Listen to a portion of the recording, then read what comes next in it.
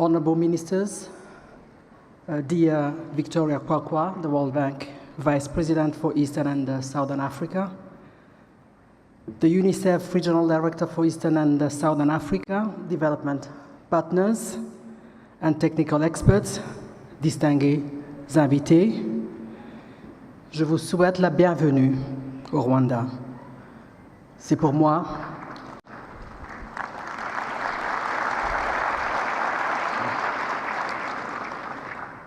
un réel plaisir de m'adresser à vous aujourd'hui sur ce thème pressant et existentiel qui répond à l'avenir de notre continent.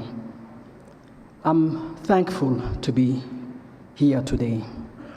On the second foundational learning exchange on this year of education, as declared by our African Union, on this final speech stretch towards the targets of the Continental Education Strategy for Africa. It's both humbling and encouraging that Rwanda would be entrusted to host this important forum and participate in these essential discussions. Ladies and gentlemen, I believe that the caliber of senior officials, education and finance experts, agents of continental development and Pan-African champions for the 2063 Africa we want must be fully appreciated for their contribution to the body of knowledge and for the wisdom they share with us today. Therefore, I will not attempt to rob these experts of an opportunity to discuss, for one, the progress thus far in achieving literacy, numeracy, and essential skills for elementary-aged students across the continent.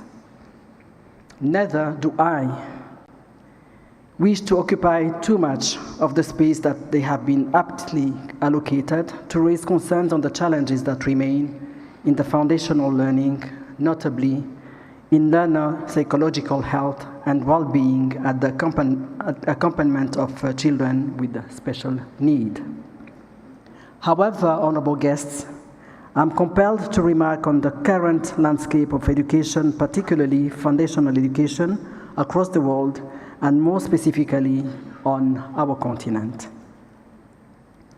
It seems, I worry, that while literacy rates have improved in all our countries, while recognition of the vital importance of early childhood education, appropriate nutrition for infants, psychosocial support, and toddler and child development has significantly increased, a problem persists, threatening to worsen over time.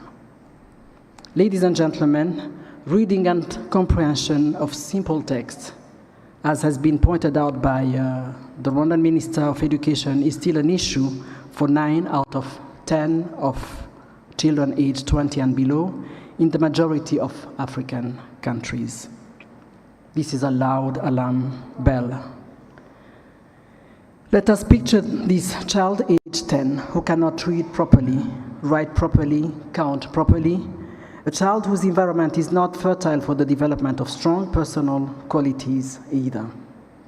And let us go even further still in discomfort and picture a society where the majority of children do not develop soft values like kindness, empathy, respect, flexibility, patience, integrity, and teamwork through foundational learning, preventing them from building healthy relationships, navigating social environments, and contributing positively in personal and professional settings. We are living in times that are, let us admit it, pulling parents in all kinds of directions away from their core responsibility to raise families. Our children are offered up to the education system, and seldom do we engage with educators in an attempt to create a thread of communication so that there is a sustainable continuity of care between school setting, at home, and in the community. How can we tap into the expertise of our educators to make them active stakeholders in the full context within which the child is evolving? How do we put the child at the center of all interventions during their foundational learning age so that the individual needs are catered for? a collective conscience across all caregivers will help us develop protection mechanisms while at the same time eradicating any and all handicapping factors. This rethinking of our approach, I believe, will yield more targeted policies that address the issue at hand in a more holistic manner. For we all know that education, and most especially the foundational education, is the bedrock upon which skills are built. And skills must be adapted to changing times. The skills that were needed for the Stone Age, agrarian or industrial ages are not all relevant for today's technological age or tomorrow's AI revolution.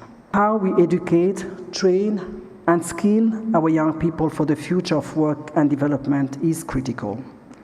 And this will include the policies we put in place, the agility of our curricula to adapt to the pace of changing times, the quality of teacher training, equitable resource distribution, parental and community engagement, as well as the ability to build in the formative years of a child development those precious qualities of character and confidence.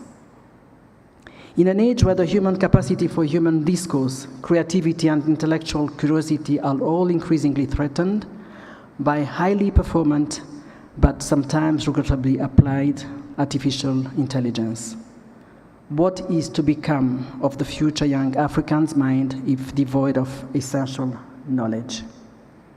Should we fail to strengthen foundational learning and critical thinking, increase primary education completion rates, and to allocate more resources to education, specifically to the more financially vulnerable learners, what is to be the long-term costs of the youth of this continent, their skill development, employability, and overall welfare? And in turn, what is this to be psychosocial, psychological, and security toll across Africa if the citizens of, I believe, the most promising continent on earth are denied the essential tools they need to succeed and self-actualize as the world finally makes space for new players in global development? Within our individual and shared capacity, we must pledge to integrate every inspiring insight and all valuable foresight shared today in our efforts for improved foundational learning in our country and on our continent. Esteemed guests, yes, Rwanda has come a long way. Prior to the 1994 genocide against the Tutsi, the local education system was exclusionary, divisive, underfunded, fragile, both inept and inapt. At that time, higher education was dominated by only one institution, the National University of Rwanda, and the system graduated merely 2,000 students in 3 decades between 1963 to 1994. In contrast, as of 2019, there were 40 higher education institutions in the country with a total enrollment of 86,140 students and still growing. This was a steep hill to climb, and we must recognize the political will that has fueled this investment, prioritizing the education of a previously severely illiterate population. It is said that education breeds confidence, and confidence breeds hope, and hope breeds peace. For Rwanda, peace will always be the ultimate goal, and therefore diligent investment in education is for us a no-brainer. As is often expressed in old wisdoms, education cultivates character and confidence, which in turn inspire the optimism through which peace thrives. We commend our government for many efforts geared towards the betterment of the whole ecosystem, from the students, the teachers, the parents, and the community.